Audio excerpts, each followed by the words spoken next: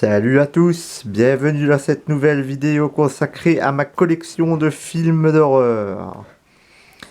Le premier film que je vais vous présenter est Brain Damage, surnommé Elmer le remue-ménage, un film de Frank Henenlotter. Qu'est-ce que ce Elmer remue-ménage? C'est un film culte. C'est un vieux film déjanté, ça je tiens à le faire remarquer, et qui a été tourné dans les bas-fonds d'une ville américaine, comme c'est souvent le cas avec les films de Henenlotter, les premiers du moins. Elmer, c'est une sorte de parasite qui se glisse dans la nuque d'un jeune adolescent, et avec un aiguillon, elle lui injecte une drogue dans le cerveau, une drogue qui lui fait vivre des états extatiques. Donc le jeune devient accro. Pour avoir la drogue, il accepte de véhiculer Elmer, mais ce qu'il ne sait pas, c'est que pendant qu'il est dans le gaz, Elmer s'attaque à des gens et leur dévore leur cervelle, car Elmer est un mangeur de cerveau. C'est un petit film sympathique, hyper dégueulasse, c'est du gore, c'est de la déconne. C'est du Henenlotter. Henenlotter, il a fait beaucoup de films, dont la célèbre saga Basket Case, Frankenhooker et d'autres films. Moi, je ne suis pas un grand fan de ce réalisateur, mais je possède deux de ses films cultes que j'aime bien. The Brain Damage, donc Elmer remue-ménage, et le premier Basket Case, donc frère de sang en français. C'est une histoire de frères siamois assez dégueulasse. J'aurais bien aimé l'avoir en français. Là, c'est en anglais sous-titré français. Il n'existe pas de version française. Pourtant, à l'époque de la VHS, je l'avais vu en français. C'est ça qui est absolument surréaliste. Et j'aurais aimé avoir le 2. Parce que le 2, je l'avais vu, il était franchement dégueulasse. J'aurais aimé avoir le 2. Mais bon. Déjà, avoir le 1, ce n'est pas mal. Hein. Donc, Basket Case. Et Elmer remue-ménage. Deux films bien crado, bien gore. Et assez amateur dans la réalisation, mais bien sympa. Ce sont des classiques de l'époque. Hein. Le suivant est un film espagnol, une très bonne surprise, Musaranas. Musaranas, c'est vraiment un beau film. C'est une sorte de mélange de Misery à la sauce espagnole. C'est cette femme qui est agoraphobe et elle vit avec sa jeune sœur. Et un jour, un voisin se blesse, il se casse la jambe et il est recueilli dans l'appartement de cette femme qui est un petit peu folle, quoi. Donc c'est une ambiance un peu à la Misery, à la sauce espagnole. Les films espagnols, on le sait bien, ce sont des grandes réussites souvent au niveau film d'horreur. Celui-là est encore une grande réussite. Il y a l'acteur qui jouait dans Malveillant, qui faisait le concierge psychopathe. Ça, c'est du bon film, quoi. Je vous le recommande. C'est gore. Il y a des scènes gore. C'est cruel, c'est vraiment du bon, c'est vraiment du bon. Et il y a beaucoup de suspense. Le suivant est un film de Monsieur Night Shyamalan, The Visit. Ce film a été beaucoup contesté, moi je l'ai trouvé extraordinaire. Un film qui fout la trouille. C'est un film vraiment de trouille, celui-là.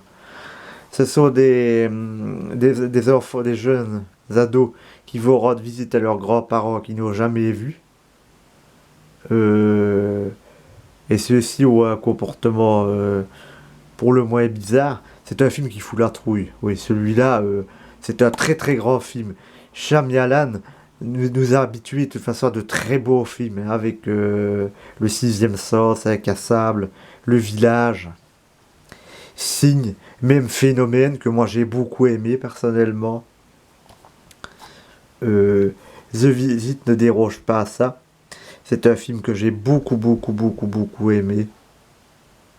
Avec des scènes vraiment très flippantes. Il est filmé sous la forme d'un found footage, un genre que je n'affectionne pas habituellement, mais sincèrement ici ça ne gêne pas. Vu que c'est la fille qui s'intéresse au cinéma, qui veut faire un film sur ses grands-parents, et que c'est elle qui tient la caméra, ça ne gêne pas et ça renforce même l'atmosphère horrifique du film. Un grand film de visite.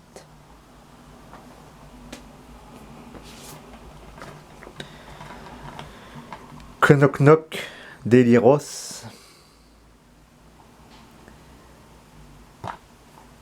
Un mec, un architecte, est bien tranquille chez lui, le soir. Sa famille est partie en vacances.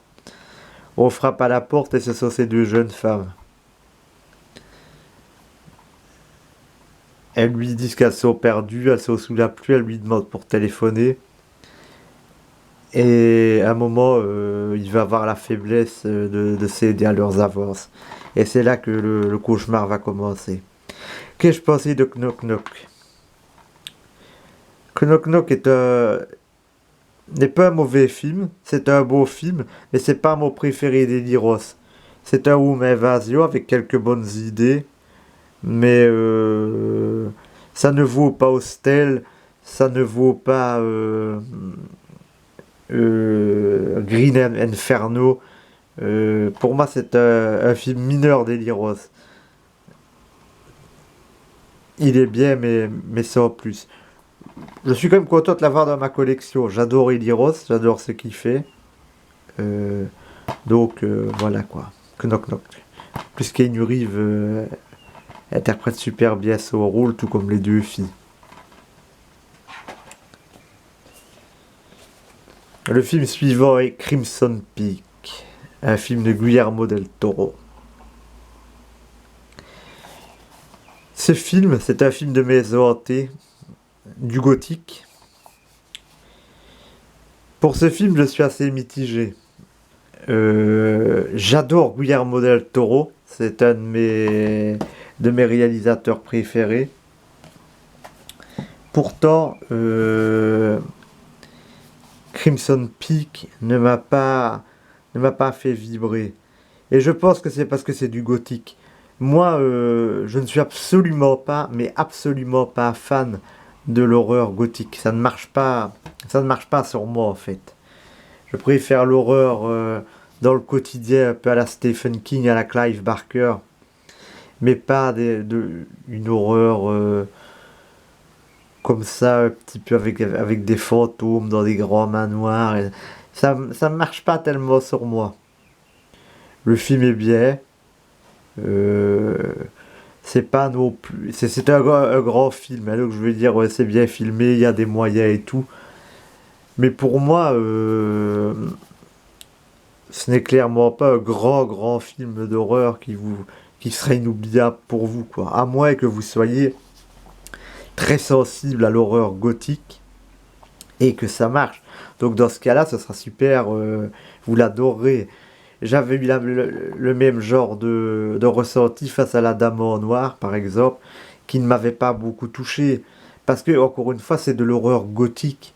Et que moi, l'horreur gothique ne me touche pas, me laisse de marbre, quoi. Je préfère l'horreur contemporaine que l'horreur gothique.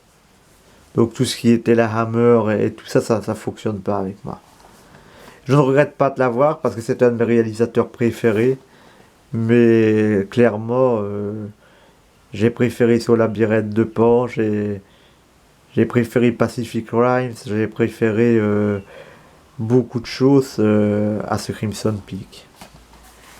J'ai été déçu parce que au début je pensais que on disait que c'était une maison qui était vivante et tout. Je pensais voir un film un peu style La Maison de Cher du roman de Graham Masterton, et ça n'a pas été le cas, quoi. Donc voilà, si vous aimez le gothique, foncez. Si vous n'aimez pas, ben freinez, quoi.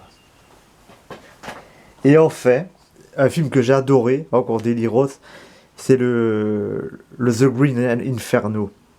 Autant je n'ai pas aimé Cannibal Holocaust de Ruggero Deodato, autant j'ai adoré ce Green Inferno d'Eliros, qui est pourtant d'après lui le Cannibal Holocaust des années 2000.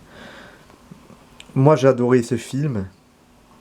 Les cannibales sont bien mis en scène. C'est un film de trouille, un film gore, un film cruel. Qui montre aussi un petit peu les magouilles des associations humanitaires. J'ai adoré, j'ai adoré. Franchement, si vous aimez les films de cannibales, pour moi, ce Green Inferno est le meilleur. J'adore Iliros, comme dit, j'adore ce qu'il fait.